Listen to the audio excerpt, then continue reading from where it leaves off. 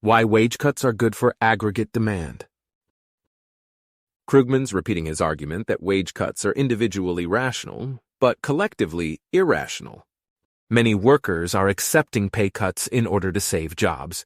What's wrong with that? The answer lies in one of those paradoxes that plague our economy right now. We're suffering from the paradox of thrift. Saving is a virtue, but when everyone tries to sharply increase saving at the same time, the effect is a depressed economy. And soon we may be facing the paradox of wages. Workers at any one company can help save their jobs by accepting lower wages. But when employers across the economy cut wages at the same time, the result is higher unemployment.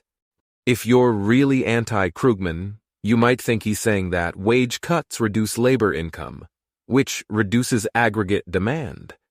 If this is his argument, it has two major problems. One, cutting wages increases the quantity of labor demanded. If labor demand is elastic, total labor income rises as a result of wage cuts. Two, even if labor demand is inelastic, moreover, wage cuts reduce labor income by raising employers' income. So unless employers are unusually likely to put cash under their mat trusses, wage cuts still boost aggregate demand. But is Krugman even making an argument about aggregate demand? At first glance, it doesn't look like it.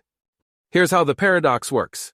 Suppose that workers at the XYZ Corporation accept a pay cut that lets XYZ management cut prices, making its products more competitive.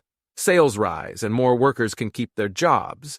So you might think that wage cuts raise employment, which they do at the level of the individual employer. But if everyone takes a pay cut, nobody gains a competitive advantage. So there's no benefit to the economy from lower wages. Alas, this still leaves me saying, no benefit, huh? Won't consumers benefit when there is more cheap stuff? In purely Keynesian terms, too, there's a real balance effect. The most that Krugman could reasonably say is that wage cuts have underappreciated drawbacks. What are these supposed to be? One, falling wages and hence falling incomes worsen the problem of excessive debt.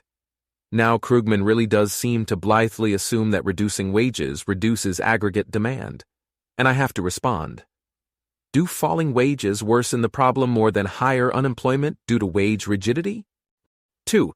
Krugman also warns that falling wages might lead consumers to expect further wage declines, effectively raising real interest rates.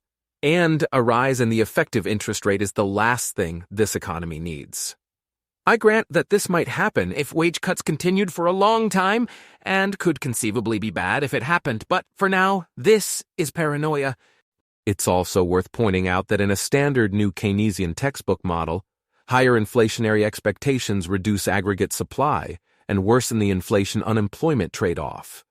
Corollary: the straightforward effect of lower inflationary expectations is to increase aggregate supply and improve the inflation-unemployment trade-off. I am far from a knee-jerk Krugman basher. I gleefully assign the accidental theorist to my undergraduate labor students. But when Krugman forgets that wage rigidity is the fundamental cause of involuntary unemployment, a sound bashing is in order. May 7, 2009.